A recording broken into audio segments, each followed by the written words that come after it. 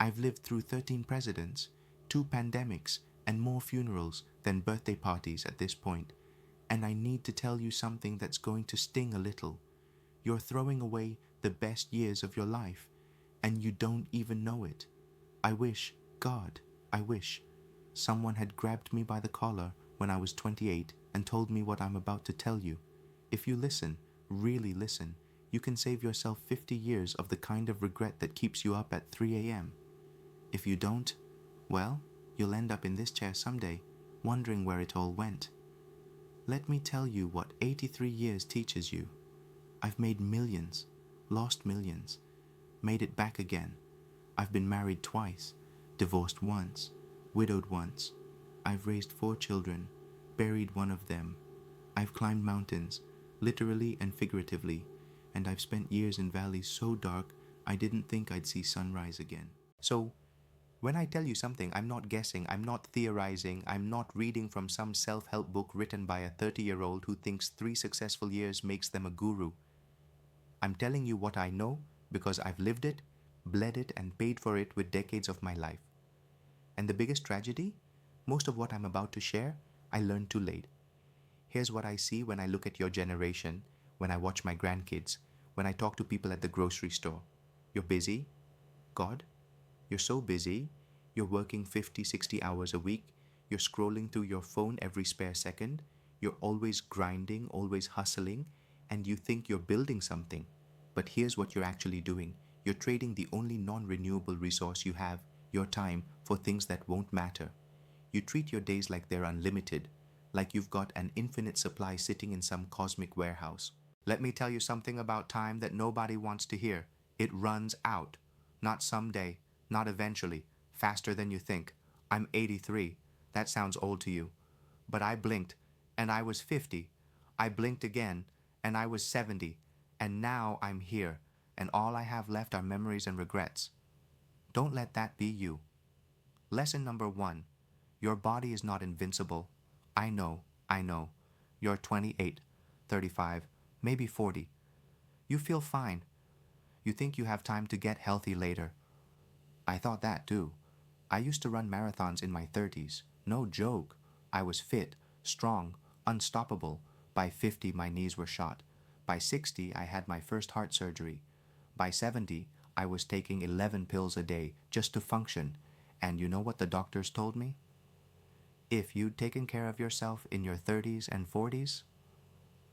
Yeah, here's the truth. Your body is keeping a ledger. Every late night, every fast food meal, every skipped workout, every cigarette, every drink, every "I'll start Monday," it's all being recorded.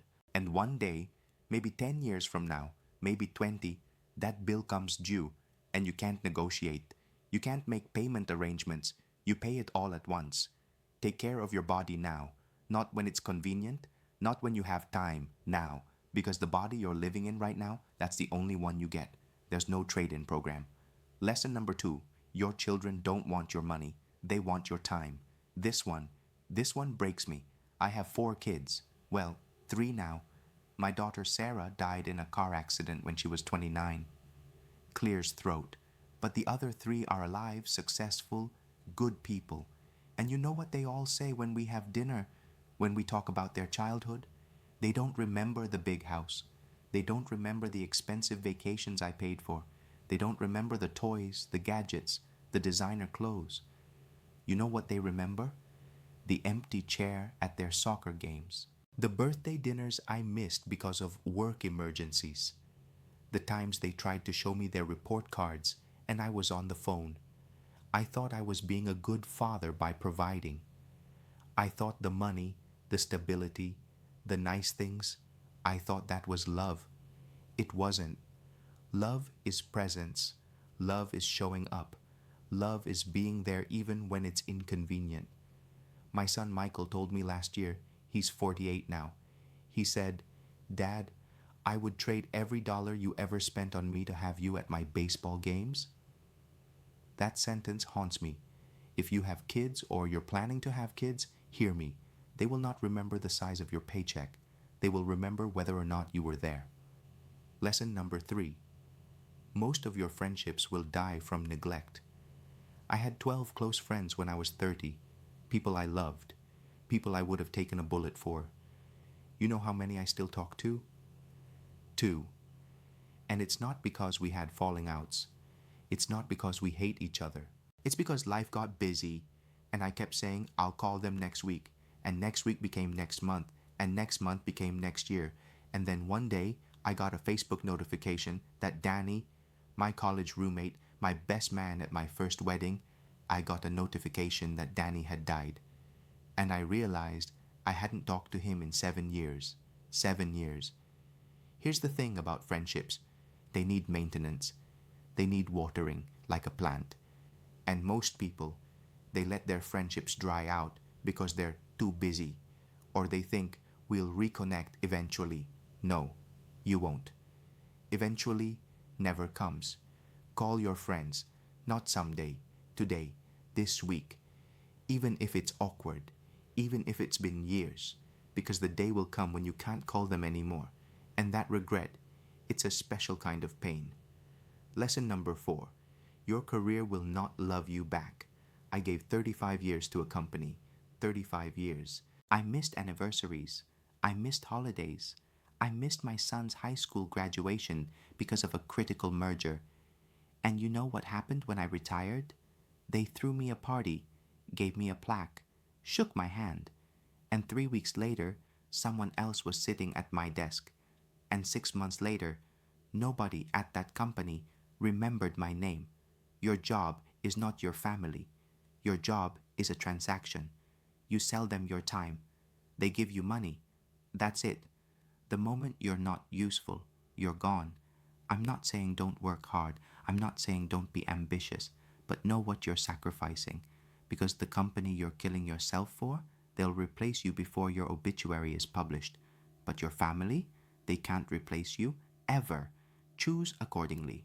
Lesson number 5. You're going to die. I know. Nobody likes thinking about it, but ignoring it doesn't make it go away. You're going to die. I'm going to die. Everyone you know is going to die. And when that day comes, when you're in a hospital bed or sitting in a chair like me, staring at the clock, you're not going to wish you worked more. You're not going to wish you bought a bigger house or a faster car. You're going to wish you loved harder, laughed more, took the trip, said the thing, held the moment. I'm 83. I probably have 5, maybe 10 years left if I'm lucky. And every single day, I think about the same thing. All the moments I didn't appreciate when I had them. Don't wait until you're 83 to realize your life was happening while you were planning for it. There's a picture I keep on my nightstand. It was taken in 1987. I'm 44 in that photo. My wife Eleanor is 42. We're at the beach with our kids. I'm looking at the camera smiling. But Eleanor, she's looking at me. And in her eyes, there's this sadness. I didn't see it then, but I see it now. She knew. She knew I was already gone. Mentally, emotionally. I was there physically, but I was thinking about work, about deadlines, about the next thing. Eleanor died in 2019, and I would give everything, every dollar, every award, every accomplishment to go back to that beach day and actually be present. To look at her the way she was looking at me, to build the sandcastle with my kids instead of checking my pager, to feel the sun and the sand and the moment. But I can't. Time doesn't go backwards. You, though, you still have time. I'm 83 years old. You're 28 or 35 or 40. Do you understand what I would give to be your age again? To have what you have right now? Pause. Stop waiting. Stop saying someday and eventually and when things settle down. Things never settle down. There is no perfect time. Call your mom. Hug your kids. Tell your partner you love them. Take the trip. Start the business. Forgive your enemy. Not because it's easy, not because it's convenient, but because the clock is ticking. Can you hear it? That's the sound of your life running out. Don't waste another second. I'm tired now. Go live. What's one thing you're going to do differently this week? Tell me in the comments.